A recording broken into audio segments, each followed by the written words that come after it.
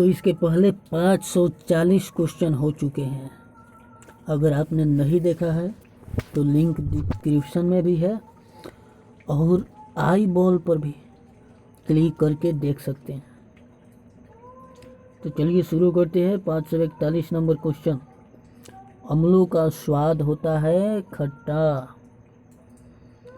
क्षार का स्वाद होता है कड़वा यानी तीखा। और कुछ अम्लों के नाम हैं जैसे सिट्रिक अम्ल। सिट्रिक अम्ल किस में पाया जाता है? खट्टे फलों में जैसे नींबू, आंवला और भी। अच्छा, उसके बाद में आता है मैलिक अम्ल। मैलिक अम्ल पाया जाता है सेव में। उसके बाद आता है टार्टरिक अम्ल। टार्टरिक अम्ल पाया जाता है अंगूर में। टार्टरिक अम्ल अंगूर में। चलिए, क्षार का स्वाद होता है तीखा यानी कड़वा। जल में घुलनशील भस्म कहलाता है क्षार और भस्म का ही दूसरा नाम है क्षारक। और यही जब जल में घुल जाता है तो ये क्या कहलाता है? क्षार कहलाता है। नीला लिटमस पत्र को लाल कर देता है अम्ल और लाल लिटमस पत्र को नीला कर देता है क्षार। अम्ल में कौन से तत्व के परमाणु अनिवार्य रूप से रहता है? तो याद रखिएगा, अम्लों में हाइड्रोजन तत्व के परमाणु अनिवार्य रूप से रहते हैं। प्रयोगशाला में उपयोग में लाया जाने वाला लिटमस पत्र प्राप्त किया जाता है लाइकेन से। जी हाँ, लाइकेन नामक पौधे से लिटमस पत्र निकाला जाता है, लिटमस पत्र प्राप्त किया जाता है, जिसका यूज लैब में होता है। निलंबन में प्रक्षेपित कणों का आकार होता है 10⁻⁵ सेंटीमीटर। और निलंबन क्या है मुझे पूरे विश्वास है आपको पता होगा, क्योंकि इसे क्लास 9th में ही पढ़ना है। कोलाइड में प्रक्षेपित कणों का आकार होता है 10 के पावर, क्या दिया है इसमें, कुछ फॉल्ट लग रहा है, 10 के पावर -7 सेमी दिया है। हाँ, 10 से 10 के पावर -7 सेमी यानी सेंटीमीटर। कार्बन के दो अपरूप है, हीरा और ग्रेफाइट, ये सबको पता होगा। पेंसिल का शीशा बना होता है ग्रेफाइट का। जी हाँ, पेंसिल में जो काला चीज़ दिखता है वो ग्रेफाइट का बना होता है। और आपको पता होना चाहिए कि ग्रेफाइट ही एक ऐसा धातु है जिसमें विद्युत धारा प्रवाहित हो सकता है। किसी यानी ग्रेफाइट विद्युत का सुचालक है या अल्पचालक है। किसी ठोस पदार्थ का बिना द्रव में बदले सीधे वाष्प में परिवर्तन ऊर्ध्वापातन कहलाता है। जैसे कपूर का जलना। कपूर को शुद्ध किया जाता है ऊर्ध्वापातन द्वारा। भूपर्पटी में सर्वाधिक मात्रा में पाया जाता है ऑक्सीजन। जी हाँ, आपको पता होना चाहिए पृथ्वी की 3 परतें हैं, सियाल, सीमा, नीफे। और सियाल जो पहली परत है उसी को भूपर्पटी बोला जाता है। तो भूपर्पटी में सर्वाधिक मात्रा में पाया जाने वाला तत्व है ऑक्सीजन। पृथ्वी पर पाया जाने वाला यूरेनियम, पृथ्वी पर पाया जाने वाला यूरेनियम 238 यानी U-238 होता है। लोहा का निष्कर्षण होता है हेमेटाइट से, इसको हेमाटाइट भी बोला जाता है। हेमाटाइट क्या है? हेमाटाइट लोहे का अयस्क है। एल्यूमिनियम का निष्कर्षण होता है बॉक्साइट से। तांबा का निष्कर्षण होता है कॉपर पाइराइट से। तरंग दैर्ध्य की एसआई यूनिट है एंगस्ट्रम। और आपको पता होना चाहिए 1 एंगस्ट्रम में 10 का पावर -10 मीटर होता है। 1 एंगस्ट्रम में 10 के पावर -10 मीटर होता है। और तरंग दैर्ध्य की एसआई यूनिट है एंगस्ट्रम। डीडीटी का पूरा नाम है डाइक्लोरो डाइफिनाइल ट्राइक्लोरोईथेन। याद रखिएगा, ये बोर्ड परीक्षा में भी पूछता है 10वां का। डाइक्लोरो डाइफिनाइल ट्राइक्लोरोइथेन DDT का पूरा नाम है। TNT का पूरा नाम है ट्राई नाइट्रोटोलुइन। RDX का पूरा नाम है research and development explosive. EDX का एक अन्य नाम है साइक्लोनाइट। EDX का एक अन्य नाम है साइक्लोनाइट। डायनामाइट का प्रमुख अवयव है नाइट्रोग्लिसरीन। DDT कीटाणुनाशक बनाया जाता है क्लोरल से। DDT कीटाणुनाशक बनाया जाता है क्लोरल से। यूरेनियम का प्रमुख अयस्क है पीच ब्लेंड। जी हाँ, याद रखिएगा, बहुत सारे परीक्षाओं में पूछता है।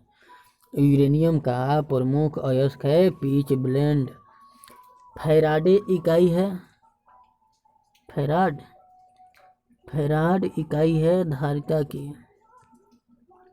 टेप रिकॉर्डर की टेप लेवित होती है पैरामैग्नेटिक चूर्ण से। टेप रिकॉर्डर की टेप लेपित होती है, यानी इस पर एक लेप चढ़ाया होता है पैरामैग्नेटिक चूर्ण का। पोर्टलैंड सीमेंट का आविष्कार किया था जोसेफ स्पडिन ने। जी हाँ, पोर्टलैंड सीमेंट का आविष्कार जोसेफ स्पडिन ने किया था। पोर्टलैंड सीमेंट का मुख्य घटक है चूना, सिलिका और एल्यूमिना। पोर्टलैंड सीमेंट का मुख्य घटक है चूना, सिलिका और एल्यूमिना। तो आज कुछ एक्स्ट्रा जानते हैं। इसमें हम लोग जाने कि पीएच मान के बारे में थोड़ा सा जाने, मतलब कि अम्ल के बारे में। अम्ल का पीएच मान 7 से कम होता है। जितने भी अम्लीय पदार्थ होते हैं उनका पीएच मान 7 से कम होता है। और हमारे दैनिक जीवन में पीएच का अति महत्वपूर्ण स्थान है। पाचन तंत्र में पीएच का भी महत्व होता है। हमारे पेट में हाइड्रोक्लोरिक अम्ल बनते रहता है, जो हमारे भोजन को पचाने में सहायक होता है। और इसका पीएच मान, हाइड्रोक्लोरिक अम्ल का पीएच मान 1 के लगभग कायम रहता है। 1 के लगभग, यानी 1.0 के लगभग कायम रहता है। इससे पेट को कोई नुकसान नहीं होता है, किंतु अपच के कारण, इनडाइजेशन के कारण, जब पेट में अम्ल की मात्रा एक निश्चित सीमा से अधिक उत्पन्न होने लगती है, तब पेट में गैस और जलन होने लगती है। और इसीलिए बढ़े हुए अम्ल के प्रभाव को नष्ट करने के लिए हल्के भस्म का इस्तेमाल करना पड़ता है, जिसे एंटासिड कहते हैं। तो याद रखिएगा, पेट की अम्लीयता को कम करने के लिए हल्के भस्म का, यानी माइल्ड बेस का इस्तेमाल किया जाता है, जिसको एंटासिड कहते हैं। मिल्क ऑफ मैग्नीशिया, यानी मैग्नीशियम हाइड्रोक्साइड MgOH और सोडियम हाइड्रोजन कार्बोनेट जैसे हल्के भस्म प्रायः इस्तेमाल किए जाते हैं एंटासिड के रूप में। आपको एक और बात पता होगा कि हमारे मुंह में मौजूद लार का पीएच मान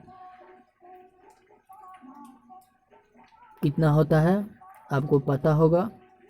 जिनको पता है हमें बताइए। और एक और बात आपको बता देना चाहते हैं कि जब मुंह का पीएच मान 5.5 से कम हो जाता है, तो दंत बल्क यानी दंतास्थि, इनामेल क्षतिग्रस्त होने लगते हैं। हमारे मुंह का लार जो होता है वह हल्का क्षारीय होता है। हल्का क्षारीय, ज़्यादा क्षारीय नहीं, हल्का क्षारीय होने के कारण कुछ अंश तक अम्ल को उदासीन बना देते हैं, किंतु शेष अम्ल अप्रभावित रह जाता है। और शेष अम्ल को नष्ट करने के लिए टूथपेस्ट का इस्तेमाल करना पड़ता है या दातुन का इस्तेमाल करना पड़ता है। आपको ये बात भी पता होना चाहिए कि नीम के दातुन के रस में क्षार रहता है, अतः नीम के दातुन से दांत साफ करने से भी दांत की रक्षा होती है। एक और बात आपको पता होना चाहिए कि थकान क्यों होता है? हमारे शारीरिक परिश्रम से या अधिक दौड़ लेने से हमारे बॉडी में लैक्टिक अम्ल बनने लगता है। लैक्टिक अम्ल बनने के कारण ही हमारे शरीर के मांसपेशियों में दर्द और कड़ापन महसूस होता है। और इस अवस्था में मांसपेशियों में मांसों में ऑक्सीजन की आपूर्ति थोड़ा कम हो जाती है, जिससे ऊर्जा का उत्सर्जन कठिन हो जाता है। और अम्ल का प्रयोग, ध्यान रखिएगा ये अम्ल कितना इम्पोर्टेंस रख रहे हैं हमारे लाइफ में। अम्ल के प्रयोग धब्बों को कम दूर करने में भी किया जाता है और बर्तनों के धब्बों को भी दूर करने में किया जाता है। और मिट्टी का पीएच मान 7 के आसपास रहता है, इस बात को भी ध्यान में रखिएगा। और पीएच और जलीय जीव के बीच में रिलेशन क्या है, इसके बारे में जानते हैं। जल का पीएच मान एक निश्चित सीमा के अंदर यानी 7 के आसपास रहने पर उसमें वास करने वाली मछलियाँ तथा अन्य जीव सुरक्षित रहते हैं। अम्ल वर्षा या अन्य कारणों से जब नदियों तालाबों में पीएच मान कम हो जाता है तो जीव का अस्तित्व संकट में पड़ जाता है।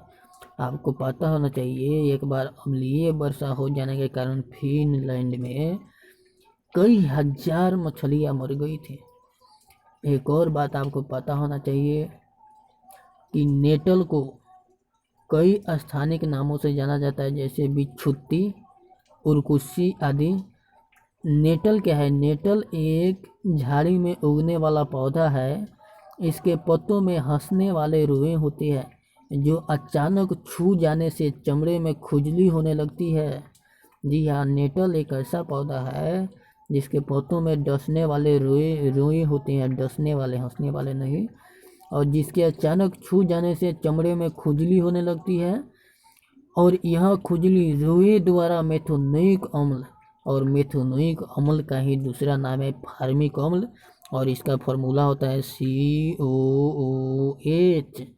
तो फार्मिक अम्ल यानी मेथोनोइक अम्ल के स्राव से होती है हमारे को खुजली जो होती है वो मेथोनोइक अम्ल यानी फार्मिक अम्ल के स्राव से होती है। इस खुजली के उपचार हेतु डॉग प्लांट के पत्तों को खुजली वाले स्थान पर रगड़ा जाता है। डॉग पौधे नेटल पौधे के नज़दीक ही उगते हैं, मतलब कि दवा और दारू, अमृत और विष दोनों आसपास ही उगते हैं और आसपास ही मिलते हैं। और डॉग पौधे के पत्ते को रगड़ने पर खुजली दूर हो जाती है, क्योंकि इसके रस में क्षार की उपस्थिति होती है। तो फिर मिलेंगे अगले वीडियो को लेकर। Thanks for watching.